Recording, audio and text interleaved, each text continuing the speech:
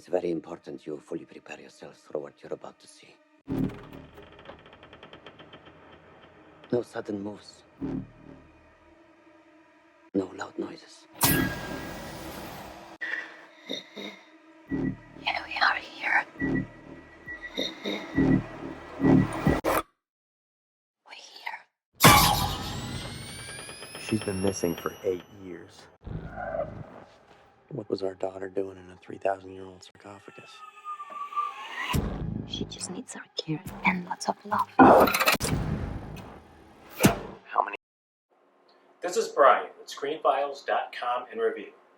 And what I'm looking at today is 2026's Lee Cronin's The Mummy, directed by Lee Cronin. And this is a movie that I really wanted to dislike. First off, I've seen part of Lee Cronin's The Hole in the Ground. And I say part of because there's a scene that played like something from John Carpenter's Big Trouble in Little China, which was geared towards comedy. The Hole in the Ground, it was serious, and it was weird, and it literally turned me off of the film. It's a well-shot, well-acted movie, but this scene is so silly. At least it felt silly to me that I just kind of lost interest in watching the movie. I will probably go back to A Hole in the Ground at some point, but it's a little odd. Then there's Evil Dead Rise. Lee Cronin wrote both movies. And this movie I also didn't watch to completion. For me, Sam Raimi's Evil Dead films straddle a line between serious horror and comedy.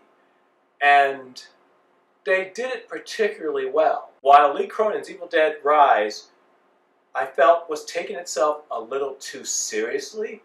There was the gore of the Evil Dead films, but none of that weird humor. At least not the part that I actually watched. Because, like with The Hole in the Ground, I stopped watching it. It's not that either film was bad. It's just that they just didn't work for me. So, that leads to Lee Cronin's The Mummy, which, as I said at the top, I wanted to dislike. Because this is not a mummy film. It revolves around certain aspects of Egyptian culture, but once again, it is not a mummy film. And I should also mention that I've collected comics for a large part of my life. I don't currently do so, but I did in the past. And there was a comic called The Living Mummy, a Marvel comic. And I don't recall who the artist was off the top of my head, but it is such a gorgeously drawn comic and so interesting, at least it was to me at the time. And in my mind, it's what mummy films should try to be. I don't recall the Boris Karloff film, The Mummy, but I do recall the Stephen Sommers action films, which is essentially Indiana Jones movies. Those weren't bad, but I've always felt that The Mummy could be a really interesting horror character all on his own, if given half the chance. But once again, Lee Cronin's The Mummy is not that movie. But it's pretty damn good.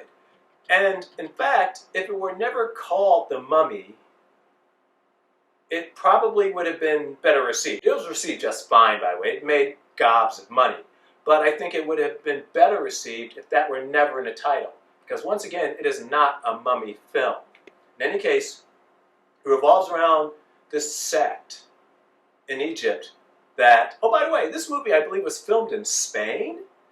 It looks really good, and if you aren't at all familiar with Egypt, you would not notice. It's really well done.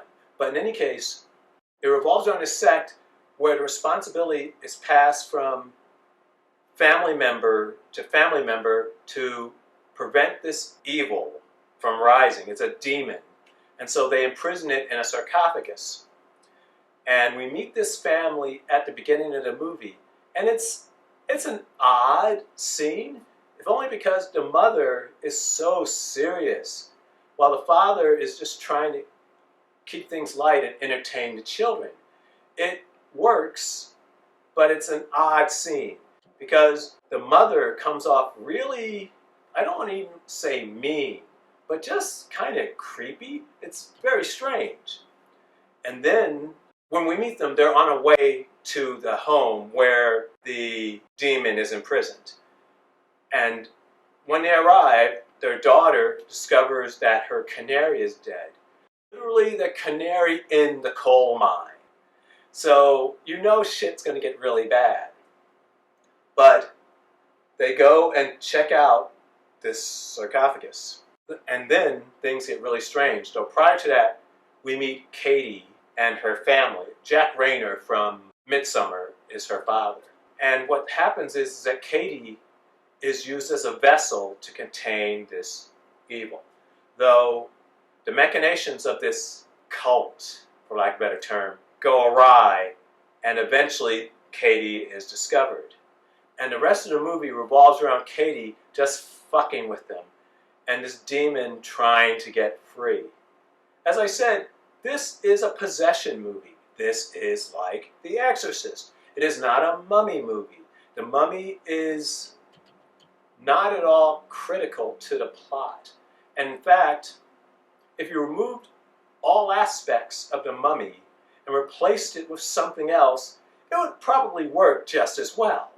That's a bit of a bummer. I would have liked to have seen at least an attempt at a mummy film. But what makes it work for me is the way Lee Cronin shoots his movie.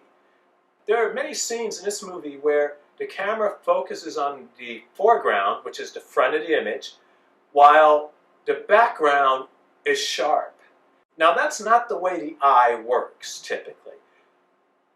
You focus on what's in front of you, and the background is relatively muted or blurry. But in this movie, everything seemed crystal clear at really odd points. It was a choice, and it works really well in the context of this movie. It's also very gory, kind of repulsive in some ways, a good repulsive, but nonetheless repulsive. And this entity, which has possessed Katie, the rest of the movie is revolved around how they're fighting it and how they're freeing her from it. Now, the thing is, what doesn't quite work for me is why they took this person, their daughter, I should say, into their home in the first place. Katie looks awful. She looks terrible. And the idea that they could bring her up without some kind of help, without the aid of some outside agency, to me, feels fairly ludicrous. Now, Jack Rayner's character, he is a newsman, I believe. So he probably makes a decent amount of money, which reinforces the idea that they should not be taking care of this person. This person clearly has needs that go beyond what they can provide. And I get the idea that she's vanished for, I don't know, I think it was like at least a decade. That doesn't mean that they should be caring for her. So that's kind of strange. But it actually comes back around when Katie's mother says, we need to get this person out of here. This is not working. And that's refreshing because she should have never done it in the first place. There are scenes, like with many movies, that don't make sense. For instance, there's one where an Egyptian detective who was searching for Katie in Egypt came to the United States, I think, to inform the family of what happened to her because she found this videotape which showed her what was done with Katie.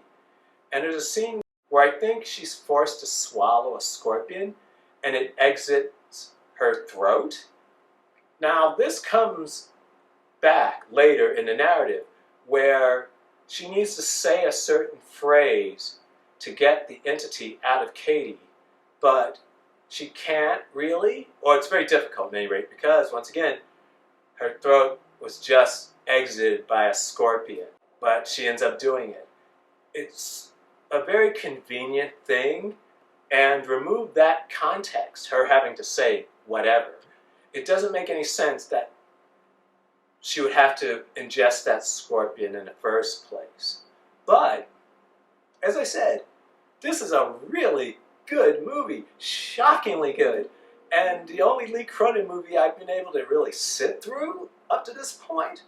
So if you haven't seen Lee Cronin's The Mummy, check it out. It's really good. Once again, shockingly good. Now, what do you think? This is Brian with ScreenFiles.com and Trailer into Reaction. Do you agree, disagree? Let me know down below.